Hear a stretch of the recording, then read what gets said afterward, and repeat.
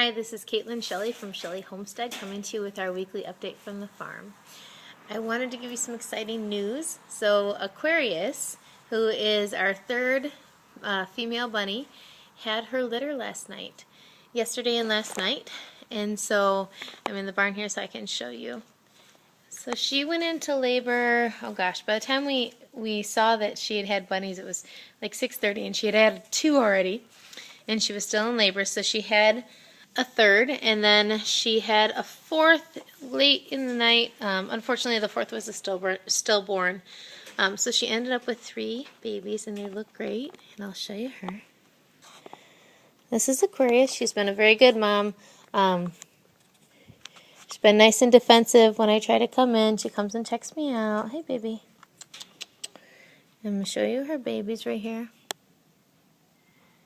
You have 3 little babies, you can see, wiggling around in there, getting nice and cozy with all that fur that the mom has pulled from her side and from her belly to keep her babies nice and warm. So they are doing well, and I won't bug her anymore. You're all right, honey.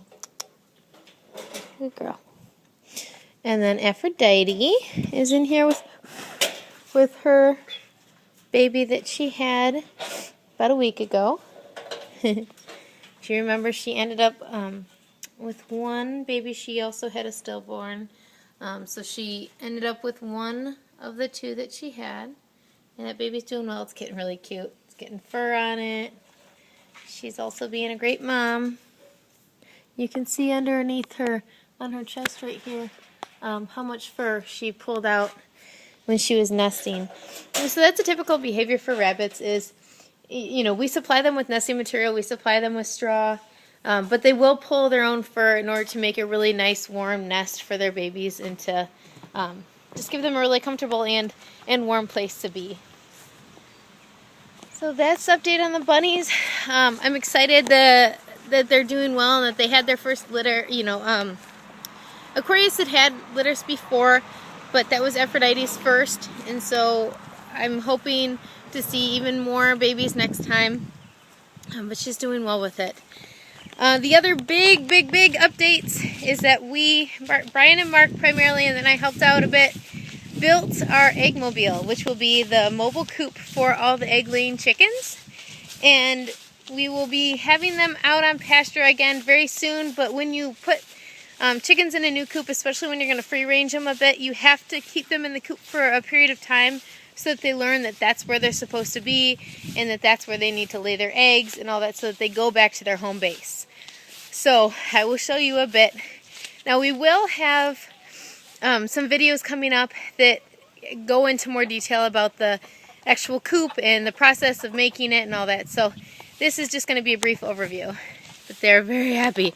So this is our eggmobile chicken coop. You can see all the egg-laying flock that was previously in one of our other chicken coops. We moved in here yesterday, so they have, let's see, they have, hi babies, they have roost bars in there for them. They have their water in there and their trough feeder, of course.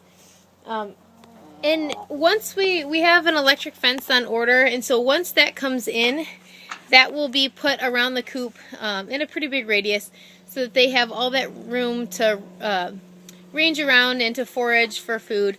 And then this will just be at nighttime. So you can see it's built on an old utility trailer frame, and it's not a huge coop, but they're only in it at night. So because they're only in it at night, it can be smaller. It can be more confining. So I'll show you here on the sides. This is going to be, these are their nesting boxes. So you can see. Oh, there's some water on top. So there are 9 nesting boxes on this side and 9 on the other side. And we have these doors that swing open to let them out when it's time.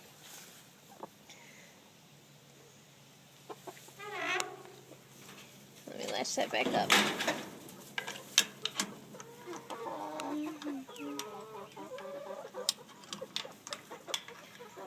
And so then the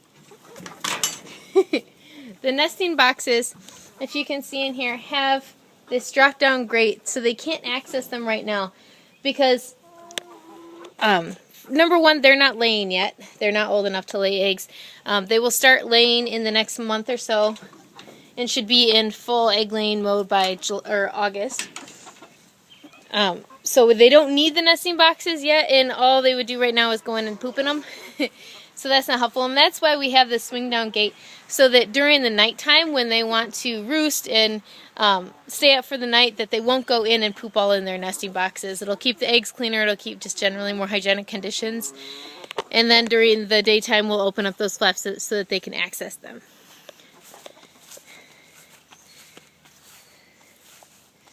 So, and then on the front here, there are another 2 doors that can open up.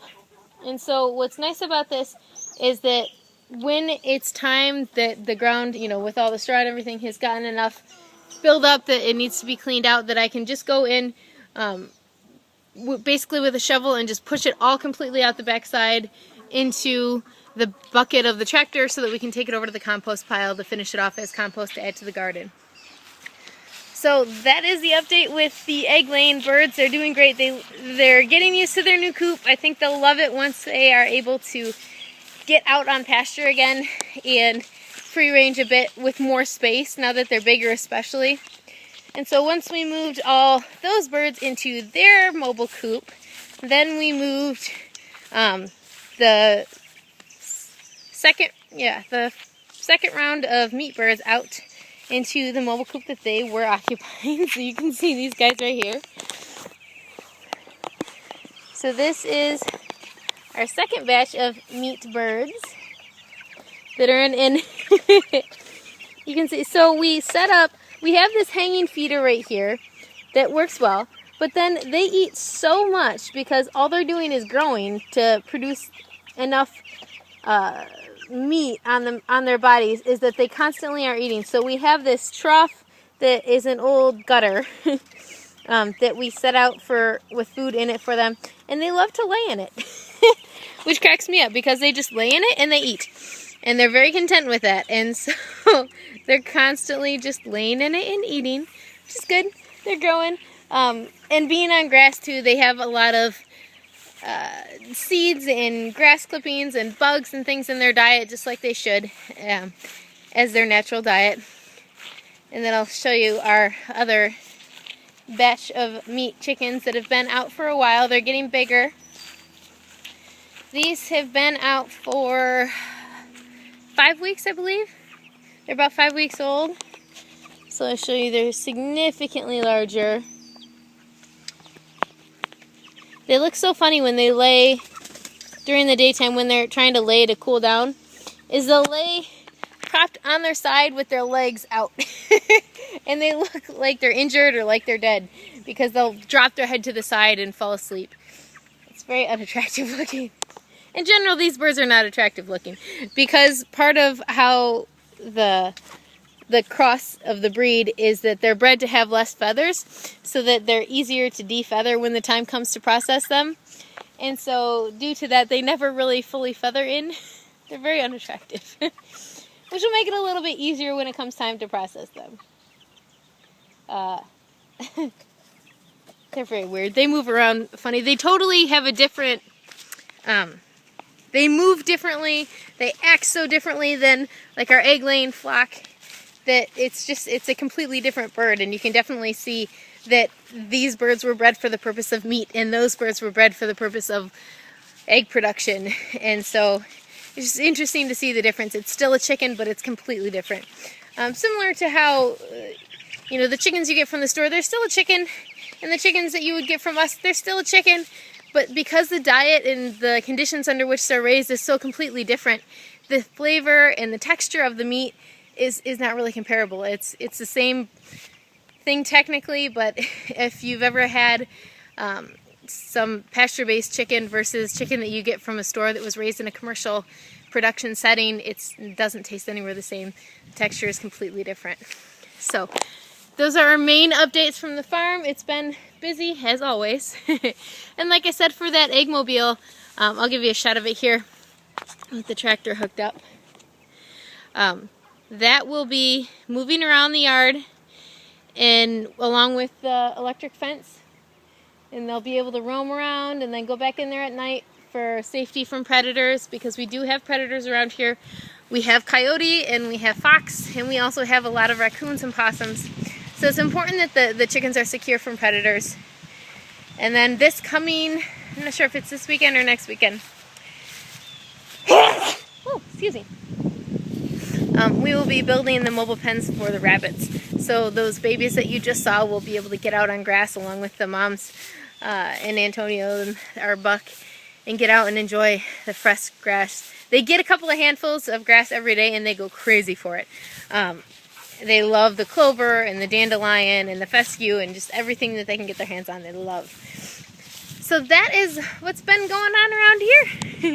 I hope you enjoyed this update, and if you like this sort of thing, please make sure to thumbs up and subscribe so that you don't miss any of our updates. And you can also check us out on Facebook at facebook.com/Shelly Homestead.